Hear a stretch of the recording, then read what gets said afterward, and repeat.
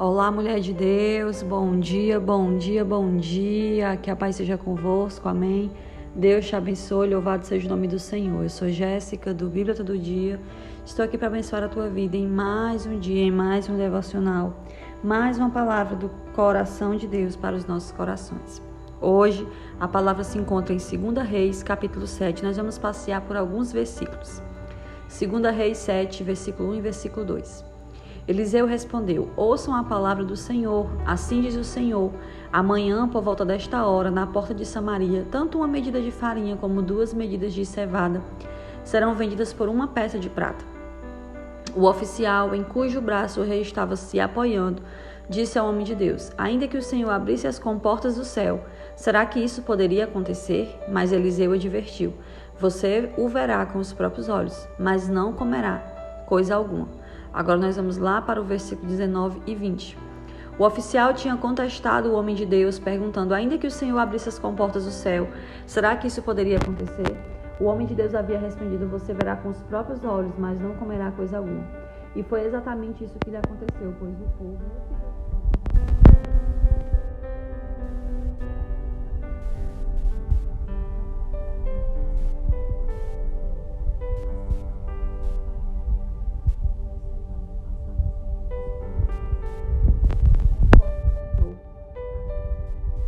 Louvado seja o nome do Senhor.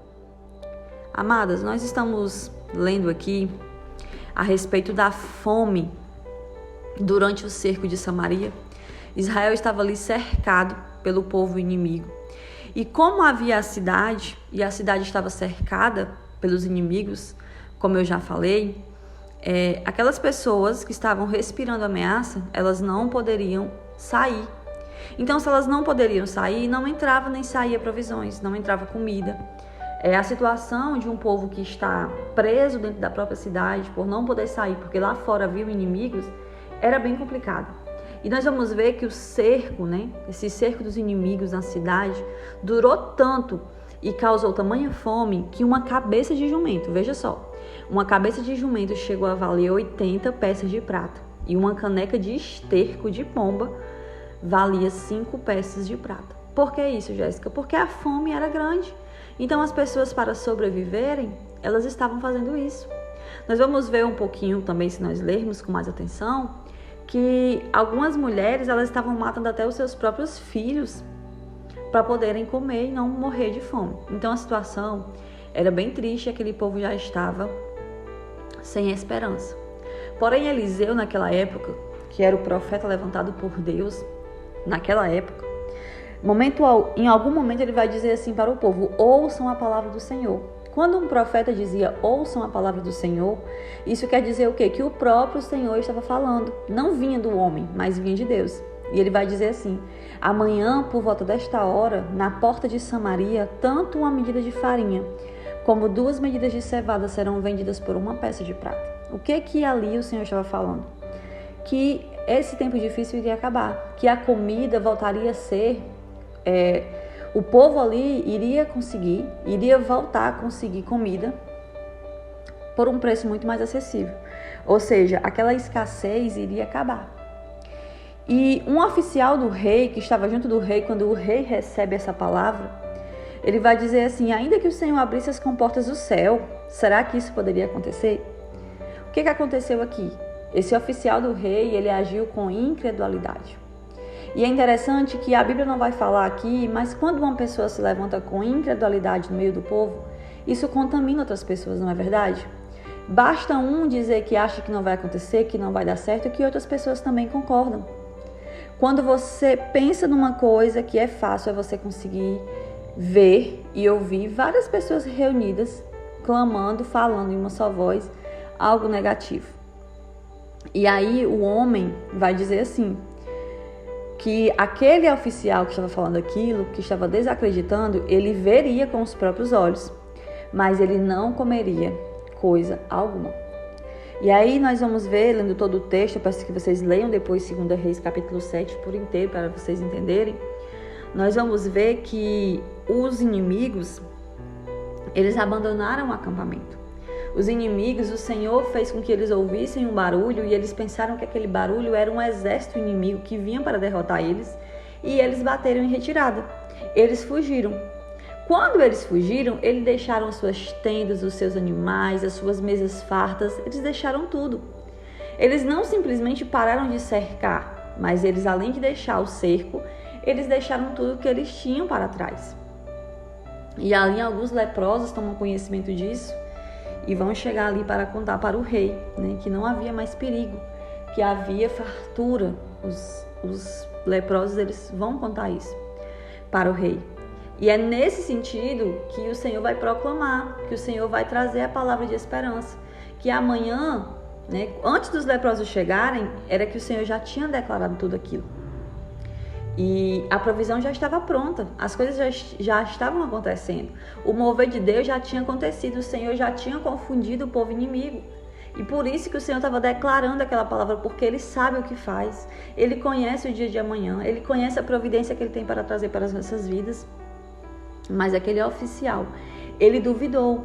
E quando ele duvidou, ele não duvidou de Eliseu, ele duvidou da própria palavra de Deus, ele duvidou do próprio Senhor. E aí quando chega a notícia, através dos leprosos e tudo mais que vai acontecer, lá no versículo 16, nós vamos ver o que nós lemos, que o povo saiu, saqueou o acampamento que estava abandonado, e assim se cumpriu o que havia sido dito.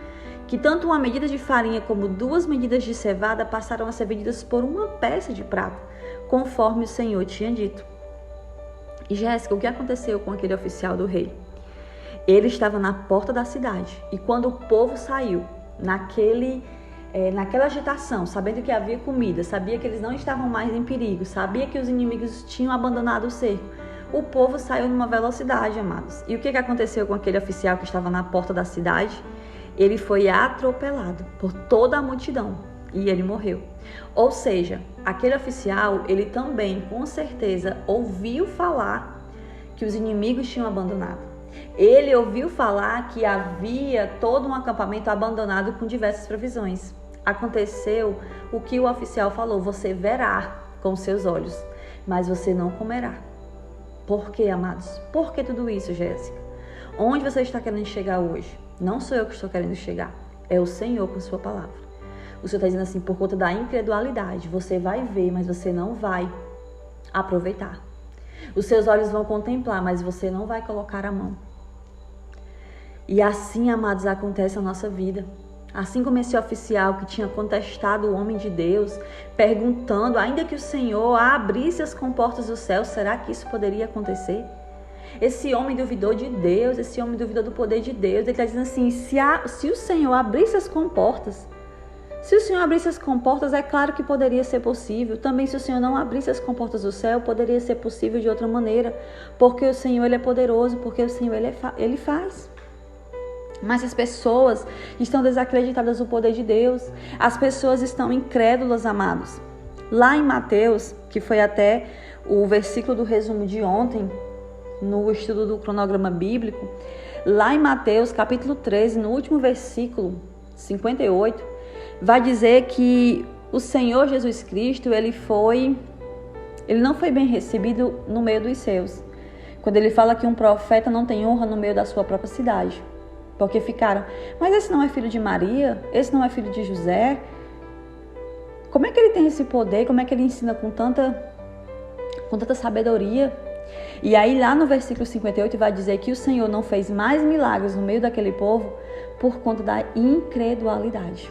Amadas, quantos milagres nós temos deixado de viver? Quantas coisas nós temos deixado de ver acontecer na nossa vida? Não porque o Senhor não queira, não porque não sejam os planos de Deus para a nossa vida, mas por conta da nossa incredulidade.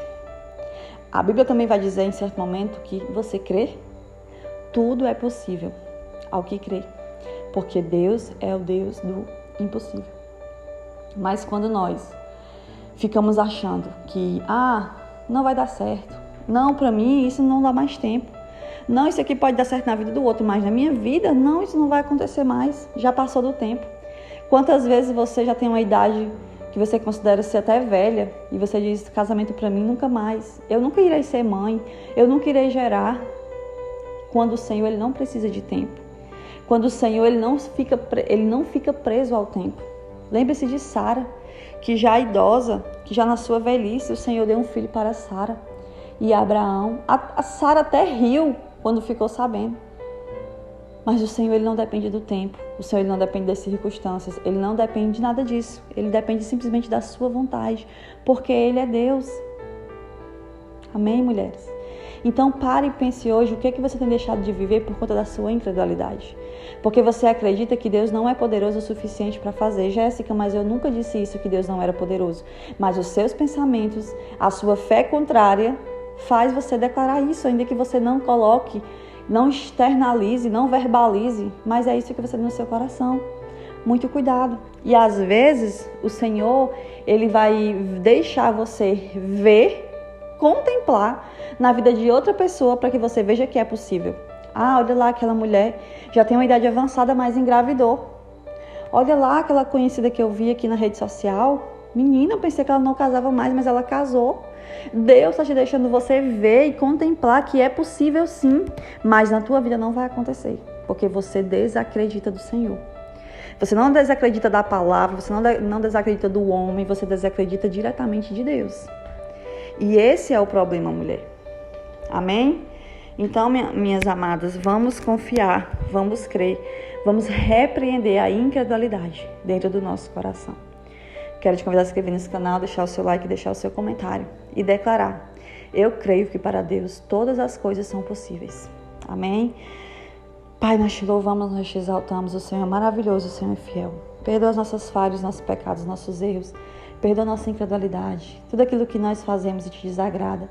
Às vezes que, mesmo que interiormente, nós venhamos achar, pensar tão caladinhas dentro de nós, mas muitas vezes nós desacreditamos que o Senhor é capaz de fazer. Nos perdoa, Pai. Perdoa pela nossa incredulidade. Perdoa pelo nosso coração endurecido. E venha quebrantar esse coração. Tira esse coração duro, de pedra, e coloca um coração de carne sensível, capaz de acreditar no teu poder.